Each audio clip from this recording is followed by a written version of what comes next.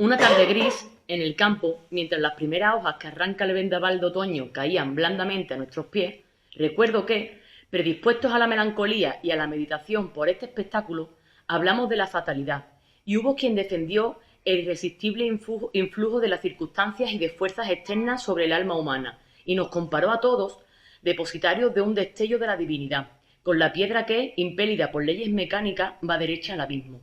Pero Lucio Sacris, el constante abogado de la espiritualidad y del libre albedrío, protestó, y después de lucirse con una disertación brillante, anunció que, para demostrar lo absurdo de las teorías fatalistas, iba a referirnos una historia muy negra, por la cual veríamos que, bajo la influencia de un mismo terrible suceso, cada espíritu conserva su espontaneidad y escoge, mediante su iniciativa propia, el camino, bueno o malo, que en esto precisamente estriba la libertad.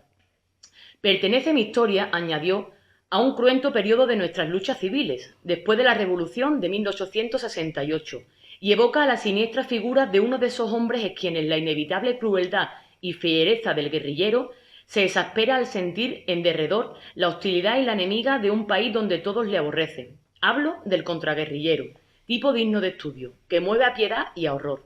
Mientras el guerrillero, bien acogido en pueblos y aldeas, encontraba raciones para su partida y confidencias para huir de la tropa o sorprenderla descuidada, el contraguerrillero, recibido como un perro, solo por el terror conseguía imponerse.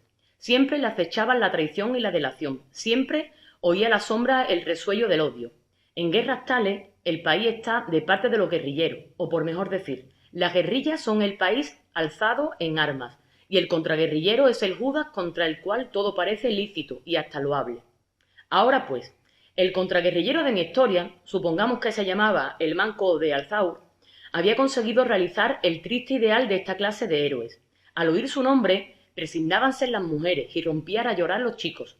Interpelado el gobierno en pleno parlamento acerca de algunas atrocidades de aquel tigre, protestó de que eran falsas y que, si fuesen verdad, recibirían con digno castigo. Pero realmente las instrucciones secretas dadas al general encargado de pacificar el territorio en que funcionaba la contraguerrilla del Manco, encerraban la cláusula de dejarse terrorizar a su gusto, y cuanto más, mejor. Sin embargo, el general, a quien repugnaba y estremecía ciertos actos de barbarie y que además tenía hija y era padre tiernísimo, solía encargar mucho al contraguerrillero que, al menos, no se oprimiese violentamente a las mujeres, y el Manco se comprometió a ello, jurando que si alguno de sus partidas incurría en tal delito, le cortaría inmediatamente las dos orejas. Los contraguerrilleros, que conocían las malas pulgas de sus jefes, se guardaban bien de contravenir a lo mandado. Si en alguna ocasión lamentó el Manco haber empeñado su formidable palabra al general, fue el día en que, evacuado por las fuerzas de Radica y Olio, el pueblo de Urgazpi penetró la contraguerrillera en este foco del carlismo. He de saber que el párroco de Urgazpi se encontraba desde hacía año y medio al frente de una partidilla, tan escasa en número como resuelta y hazañosa, y más de 100 veces había puesto la ceniza en la frente del Manco, yéndole a los alcances, batiéndole, cogiéndole prisionero y dispersando a su gente, con harto corrimiento y rabia del contraguerrillero.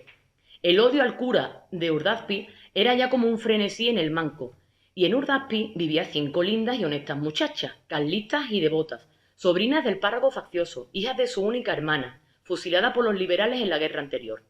Cuando trajeron ante el Manco, amarillas cual la muerte y tan sobrecogidas que ni podían llorar, a las 5 infelices, se alzó un tumulto en el alma feroz del contraguerrillero.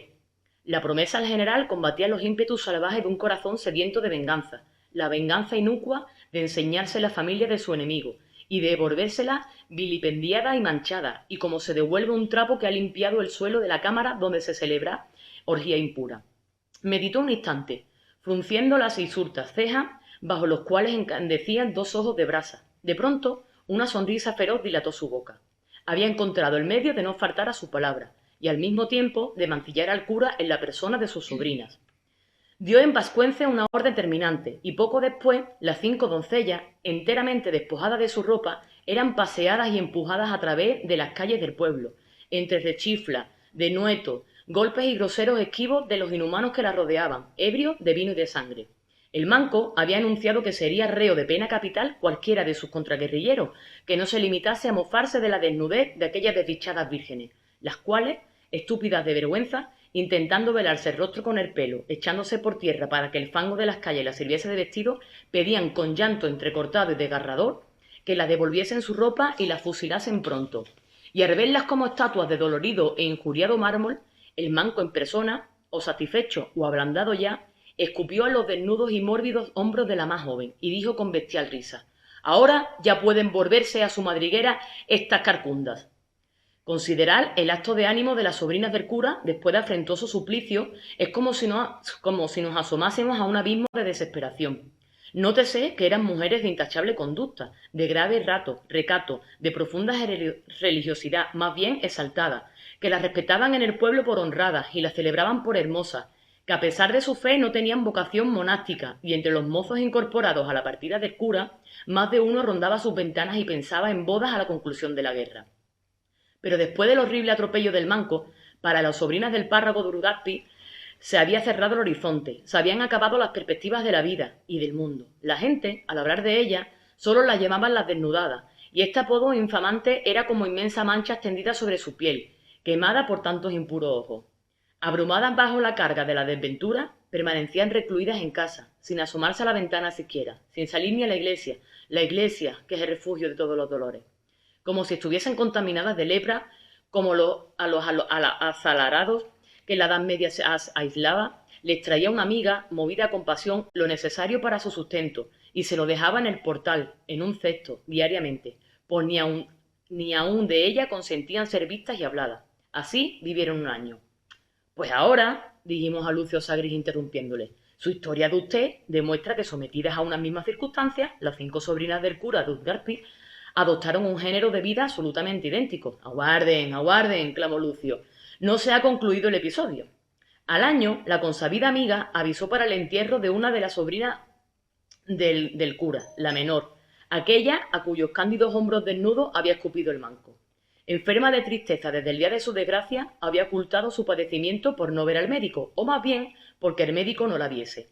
Y la primera salida de la desnudada fue con los pies para adelante, camino del cementerio.